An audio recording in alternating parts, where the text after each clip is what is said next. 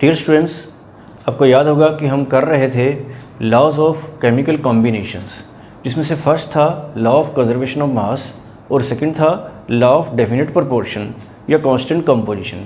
तो ये दोनों हमने पिछली वीडियो में कर चुके थे। और थर्ड नंबर पर जो है लॉ ऑफ मल्टीपल प्रोपोर्शन, और फोर्थ नंबर पर है लॉ ऑफ रेसिप्रोकल प्रोपोर्शन, और फिफ्थ जो है गैलियसिक लॉ ऑफ गैसियस वॉल्यूम जो है, ये हमें तीनों आज करने हैं। तो अभी हम करते हैं लॉ ऑफ मल्टीपल प्रोपोर्शन। तो इसको समझना है आपको। थर्ड है ये law of multiple proportion. This law was given by Dalton. तो इसका पहले डेफिनेशन समझिए, फिर मैं एक एग्जांपल से उसका मीनिंग समझाऊंगा। तो ये क्या कहता है, when two elements combine to form two or more compounds, when two elements combine to form two or more compounds, then the weight of one element which combine with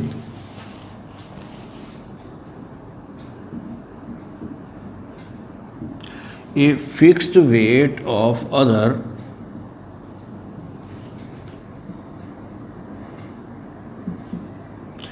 keeps a simple ratio to one another. तो definition ध्यान से देख लीजिए।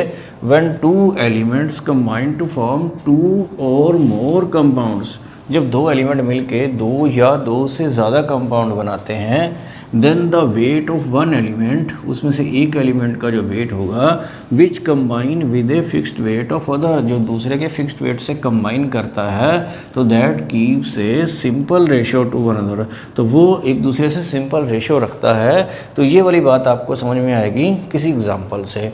तो मैं जो एक example लेता हूँ, compounds of carbon and oxygen. तो कार्बन और ऑक्सीजन के कंपाउंड्स लेते हैं, तो कार्बन और ऑक्सीजन की रेशो उसमें चेक करेंगे। तो देखिए पहले कि कार्बन और ऑक्सीजन मिलकर कौन कौन से दो कंपाउंड बनाते हैं। तो सबको पता है कि एक तो बनता है कार्बन मोनोऑक्साइड और एक बनता है कार्बन डाइऑक्साइड। तो कार्बन मोनोऑक्साइड में देखते हैं कार्बन और ऑक्सीजन की रेशो कितनी है। तो कार्बन आपको पता है 12 जो इसका एटॉमिक मास है, और ऑक्सीजन कितना है 16। तो यहाँ पर देखते हैं CO2 में कार्बन कितना है 12, और यहाँ पे O2 है, तो 16 × 2 कितना हो जाएगा 32।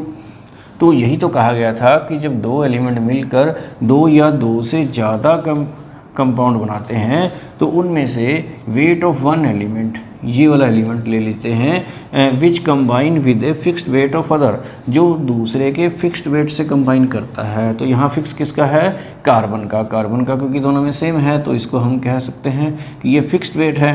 तो वो आपस में एक दूसरे से सिंपल रेशो रखता है, यही यहाँ पे लिखा हुआ है, जो किसी दूसरे के फिक्स्ड वेट से कंबाइन करता है। तो ऑक्सीजन की जो रेशो है कार्बन मोनोऑक्साइड में और कार्बन डाइऑक्साइड में, वो कितनी है 16:32, मींस कि 1:2 जो है ये क्या है, एक सिंपल रेशो है। 1 2 2 3 3 4 1 4, ये सारी सिंपल रेशो होती हैं।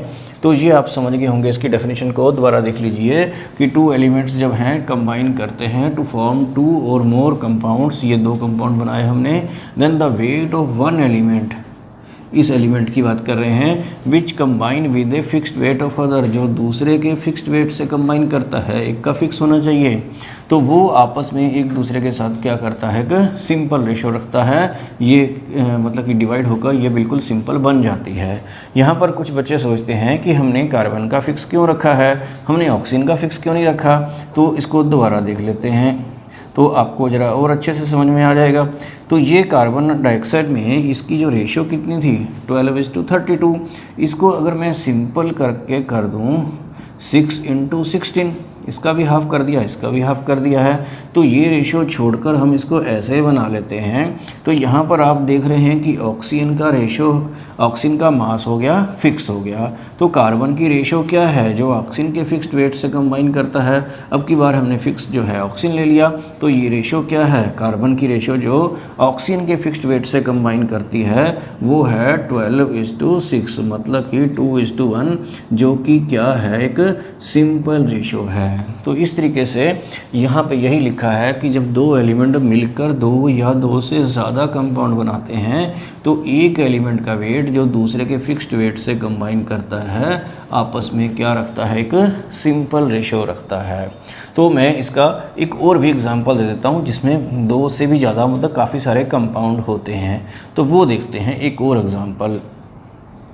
तो एक और एग्जांपल देखते हैं इसमें, compounds of nitrogen and oxygen. तो नाइट्रोजन और ऑक्सीजन के कौन कौन से कंपाउंड बन सकते हैं तो वो देख लेते हैं। कंपाउंड इसका एक N2O बन सकता है, NO बन सकता है, N2O3 बन सकता है, N2O4 भी बन सकता है और N2O5 भी बन सकता है। तो इनमें देखते हैं कि नाइट्रोजन और ऑक्सीजन की रेशो क्या है। तो अगर आप इसमें देखें नाइट्रोजन का एटॉमिक मास कितना होता है 14, 14 × 2 कितना हुआ 28, और ऑक्सीजन का कितना हुआ 16, मतलब कि इस कंपाउंड के अंदर नाइट्रोजन और ऑक्सीजन की रेशो है 28 × 16। और इसमें कितनी है, नाइट्रोजन 14 और ऑक्सीजन कितनी है 16। इसमें नाइट्रोजन कितनी हो जाएगी 28 और ये 16 को 3 से मल्टीप्लाई कर दीजिए, ये आ जाएगा 48, और यहाँ पर भी कितनी होगी 28, और यहाँ पर ये कितना आ जाएगा 64, और ये है N2O5, N2O5 में ये 28 होगी और 16 × 5 कितने होते हैं 80, तो ये रेशो बनेगी। तो यहाँ पे हमें एक का तो कम से कम फिक्स करना पड़ेगा। तो हम देख रहे हैं कि नाइट्रोजन का ऑलमोस्ट फिक्स ही है मगर यहाँ नहीं है, तो ये जो 14:16 की रेशो है इसको काट के इसका हम डबल कर देते हैं और इसका भी डबल कर देते हैं। तो अब आप देख रहे हैं कि नाइट्रोजन की रेशो जो है, नाइट्रोजन का जो मास है वो क्या हो गया है, फिक्स्ड है। तो ऑक्सीजन का क्या कितना मास जो है नाइट्रोजन के फिक्स से कंबाइन करता है तो उसकी सिंपल रेशो होनी चाहिए। तो ये रेशो जो है ऑक्सीजन की, जो नाइट्रोजन के एक फिक्स्ड वेट जो 28 है उससे कंबाइन करती है, तो किस रेशो में करती है इन सभी कंपाउंड्स में, तो वो है 16 × 32 × 48, 64 और 80। तो आपको पता है कि ये सारे 16 से डिविजिबल हैं, तो ये रेशो क्या बन जाएगी 1:2:3:4:5। तो ये भी है एक सिंपल रेशो। तो इस तरह से आप और भी एग्जांपल्स में इस लॉ को ट्राई कर सकते हैं। तो नेक्स्ट करते हैं लॉ ऑफ रेसिप्रोकल प्रोपोर्शन। तो आपको इसकी डेफिनेशन समझनी है पहले और फिर उसका मीनिंग आपको समझ में आएगा किसी एग्जांपल से। तो देखिए क्या है definition, when two elements combine separately, अलग से, with the same weight, with the same weight of third element, then the ratio in which they do so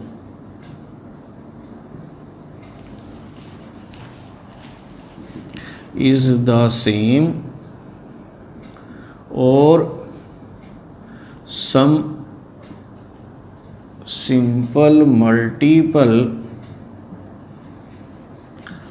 of the ratio in which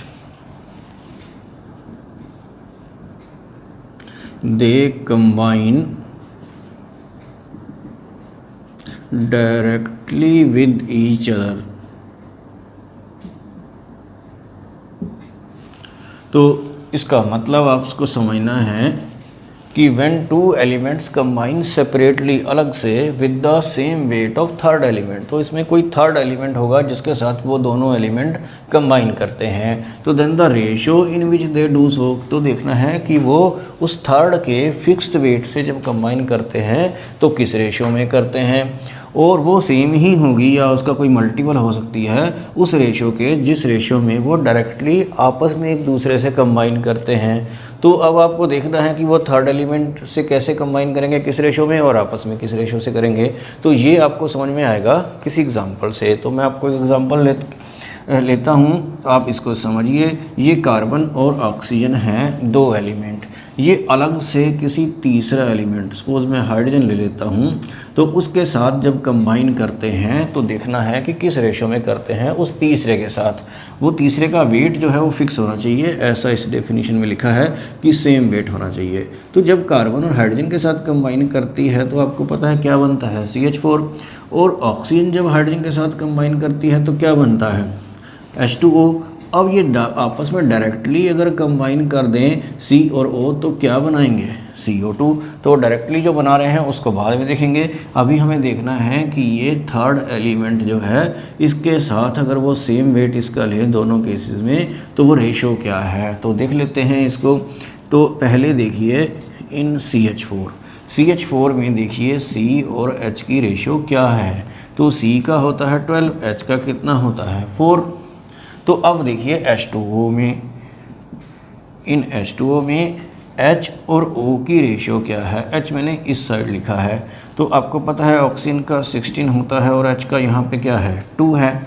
इसको मैं दोबारा लिख देता हूँ 32 और 4, इसी को दोबारा लिख दिया है ताकि हाइड्रोजन की जो रेशियो है वो कितनी आए, वो फिक्स आ जाए। यहाँ भी 4 है और यहाँ भी 4 है। तो कार्बन और ऑक्सीजन जब हाइड्रोजन के फिक्स्ड वेट से कंबाइन करते हैं, फिक्स्ड वेट मैंने कितना लिया है हाइड्रोजन का, वो 4 लिया है। तो देखना है कि किस रेशो में कार्बन और ऑक्सीजन किस रेशो में हाइड्रोजन के फिक्स्ड वेट से कंबाइन कर रही है। हाइड्रोजन के 4 पार्ट से कार्बन कंबाइन करते हैं 12, और हाइड्रोजन के 4 पार्ट से ऑक्सीजन करती है कितने पार्ट्स 32। तो कार्बन और ऑक्सीजन की जो रेशो है ये वाली जो हाइड्रोजन के फिक्स्ड वेट से कंबाइन कर रही है 4 से, तो वो 12 और 32 है थर्ड एलिमेंट के साथ। तो ये 12 और 32 जो है ये एक ऐसी रेशियो है। अब आप देखेंगे कि जब C और O अभी तो थर्ड के साथ कंबाइन किया था, अब वो आपस में कंबाइन कर रहे हैं। तो जब वो आपस में कंबाइन करके CO2 बना रहे हैं तो CO2 में C और O की क्या रेशियो रहती है, C है 12 और ऑक्सीजन कितना हुआ 32। तो मीन्स कि ये वही रेशियो तो है। तो मतलब चाहे वो आपस में डायरेक्ट कंबाइन करें चाहे किसी तीसरे के फिक्स्ड वेट के साथ कंबाइन करें, रेशो सेम ही रहती है। कभी कभी सेम नहीं भी रहती तो उसका कोई मल्टीपल रेशो हो जाती है। तो अब आप इस डेफिनेशन को आराम से समझ सकते हैं। देखिए व्हेन टू एलिमेंट्स, ये 2 एलिमेंट्स थे, combine separately with the same weight of third element था ये, और इसका वेट लिया था हमने 4। Then the ratio in which they do so, तो वो किस रेशो में ऐसा कर रहे हैं, is the same or multiple of the ratio in which they combine directly. जब वो डायरेक्टली कंबाइन करते हैं तो वो किस रेशो में करते हैं, और जब वो तीसरे के साथ करते हैं तो किस रेशो में करते हैं। तो ये रेशो उस रेशो का सेम ही होती है या कोई मल्टीपल होता है। तो इस एग्जांपल से आपको समझ में आ गया होगा वैसे तो, पर मैं आपको एक एग्जांपल और दे देता हूँ। तो चलिए एक एग्जांपल और देख लेते हैं। हाइड्रोजन ऑक्सीजन का हम थर्ड एलिमेंट जो ले लेते हैं वो सल्फ़र ले लेते हैं। तो हाइड्रोजन जब सल्फ़र के साथ कंबाइन करती है तो कौन सा कंपाउंड बनता है, वो H2S है। और ऑक्सीजन का सल्फ़र के साथ जो कंपाउंड है वो क्या है, SO2 है। और आपको ये भी पता है कि जब हाइड्रोजन और ऑक्सीजन डायरेक्टली कंबाइन करते हैं एक दूसरे के साथ तो क्या बनता है, H2O। तो अभी हम थर्ड एलिमेंट जो है उसी का एक फिक्स्ड वेट लेंगे, उसके साथ देखते हैं किस रेशो में कंबाइन करते हैं ये हाइड्रोजन और ऑक्सीजन। तो ये जब हाइड्रोजन सल्फ़र के साथ कंबाइन कर रहा है तो क्या बना रहा है, H2S। तो H2S में H और S की क्या रेशो है वो देखिए, H का मास क्या होगा 2, ये 2 से मल्टीप्लाई हो रहा है, और सल्फ़र का क्या होता है 32 होता है। तो अब आगे देखते हैं कि ऑक्सीजन सल्फ़र के साथ किस तरह से कंबाइन करती है। तो वो क्या बनाती है SO2। तो SOO2 में S और O की रेशो क्या रहेगी, S जो थर्ड एलिमेंट है वो मैंने इधर राइट साइड लिखा है। तो ऑक्सीजन यहाँ पे है 32, ऑक्सीजन का 16 होता है, 2 से मल्टीप्लाई होके हो गया 32, और सल्फ़र भी क्या है 32। तो सल्फ़र का तो हो गया फिक्स। तो हाइड्रोजन के 2 पार्ट्स और ऑक्सीजन के कितने हैं 32 पार्ट्स। हाइड्रोजन के 2 पार्ट्स और ऑक्सीजन के 32 पार्ट्स इस रेशो में ये कंबाइन कर रहे हैं। जब वो थर्ड एलिमेंट के साथ कंबाइन करते हैं जिसका थर्ड एलिमेंट का क्या है वेट हमने लिया है फिक्स। अब देखने वाली बात यह है कि जब वो डायरेक्ट कंबाइन करते हैं एक दूसरे के साथ, तो डायरेक्ट कंबाइन करते हैं तो क्या बनाते हैं H2O। यहाँ पर जो रेशो है वो कितनी है 1:8 है। तो ये जो रेशो है सेम तो नहीं है, उसका कोई मल्टीपल होगी। तो इन रेशो में क्या रेशो है 1:16 और 1:8 की जो रेशो है वो एक सिंपल रेशो होगी। आपको पता है कि 1/8 जो है इसका डबल है, तो ये 1:2 की एक रेशो हो जाएगी जो क्या है एक सिंपल रेशो है। तो ये एग्जांपल थोड़ा सा टिपिकल है कि इसमें रेशो जो है जब वो डायरेक्ट कंबाइन करते हैं तो वो सेम नहीं आती, उसका कोई मल्टीपल आती है। तो इस तरह से आप समझ सकते हैं लॉ ऑफ रेसिप्रोकल प्रोपोर्शन। तो ये करते हैं fifth law Gay Lussac law of gaseous volume, जिसको लॉ ऑफ कंबाइनिंग वॉल्यूम्स भी बोलते थे गैसेस का। तो गे लूसक जो है साइंटिस्ट का नेम है जिसने ये लॉ बताया था। तो इसके अकॉर्डिंग क्या है कि when ever gases react together, जब गैसेस आपस में रिएक्ट करती हैं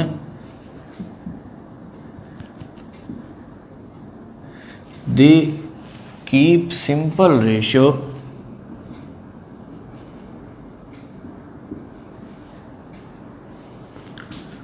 to one another in volumes and also to the volume of products। Product अगर बना है अगर वो भी क्या है गैस के स्टेट में है, तो when ever gases react together they keep simple ratio two one other in volume. तो वॉल्यूम में एक सिंपल रेशो रखती हैं और जो प्रोडक्ट बना है उसके साथ भी सिंपल रेशो रखती है अगर वो भी क्या है गैसीय स्टेट में है। तो इसका एग्जांपल देख लेते हैं। तो अगर आप हाइड्रोजन और क्लोरीन की रिएक्शन करते हैं H2 + Cl2 गैस, तो ये 2HCl अगर बना है गैसीय स्टेट में, तो इसका 1 वॉल्यूम इसके 1 वॉल्यूम के साथ रिएक्ट करके इसके 2 वॉल्यूम बना रहा है। मतलब कि अगर इसका 1 लीटर इसके 1 लीटर के साथ कंबाइन करें तो वो 2 लीटर बनेगा। ये 2 जो है इसका सम नहीं है। तो यहाँ पर जो रेशो है वो 1, 1 और 2 की रेशो में ये कंबाइन कर रहे हैं, जो कि एक क्या है एक सिंपल रेशो है। आप कोई और एग्जांपल भी ले सकते हैं, जैसे नाइट्रोजन और हाइड्रोजन की रिएक्शन करते हैं N2 + H2 = क्या बनता है NH3। तो यहाँ पर N2 है तो ये 2 कर देते हैं, यहाँ पर ये 3 होगा। तो ये भी गैसीय स्टेट में है, ये भी गैसीय स्टेट में है और ये भी क्या है गैसीय स्टेट में है। तो इसका 1 वॉल्यूम इसके 3 वॉल्यूम के साथ कंबाइन करके इसके क्या बनाएगा 2 वॉल्यूम। मतलब कि अगर इसका आप 1 लीटर लें इसके 3 लीटर से कंबाइन करके वो 4 नहीं बनेगा बल्कि क्या बनेगा 2 बनेगा। मतलब रेशो सिंपल होती है, वॉल्यूम में सम नहीं होता है। तो रेशो यहाँ पर क्या आ रही है 1, 3, 2, जो क्या है एक सिंपल रेशो है। इस तरह से आप और भी गैसेस का कोई एग्जांपल ले सकते हैं। जब गैसेस आपस में रिएक्ट कर रही हों तो वो वॉल्यूम में क्या करती हैं एक सिंपल रेशो रखती हैं।